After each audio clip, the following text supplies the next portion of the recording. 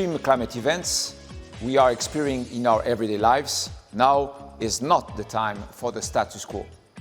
We must find ways to provide the freedom to move for 8 billion people on our planet. The time has come for each of us to be a game changer. Join us.